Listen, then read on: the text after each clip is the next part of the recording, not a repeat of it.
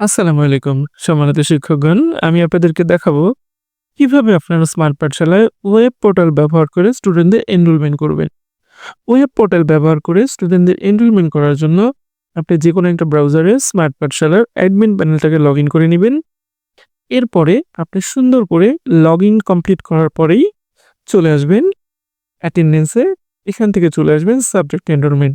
এরপরে স্টুডেন্টদের এনরোলমেন্ট করার জন্য আপনি এখানে লিস্ট এবং এনরোল নামক দুটো বাটন পাবেন। এখান থেকে এনরোলে চলে আসবেন।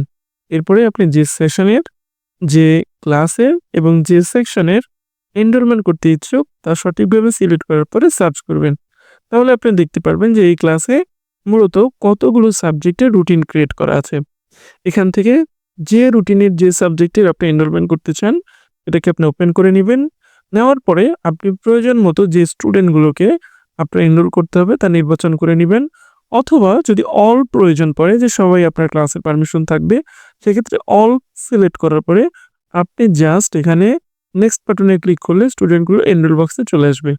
এবার সঠিকভাবে শিক্ষার্থী বাছাই করে এখানে এনরোলে নিয়ে আসার পরে আপডেট ক্লিক করলে পরে এনরোলমেন্টটা হয়ে যাবে।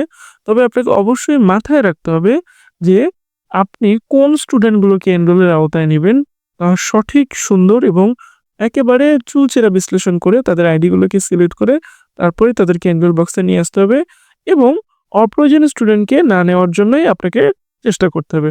সব ঠিকঠাক মতো থাকলে আপলোডে ক্লিক করলে পারেই স্টুডেন্ট এনরোলমেন্ট সম্পন্ন হয়ে যাবে এবং এই স্টুডেন্ট আপনি পরবর্তীতে ক্লাস অ্যাটেন্ডেন্স বা নাম্বার ইনপুট বা হোমওয়ার্ক দেওয়া, অ্যাসাইনমেন্ট দেওয়া বিভিন্ন কাজে ব্যবহার করতে পারবেন।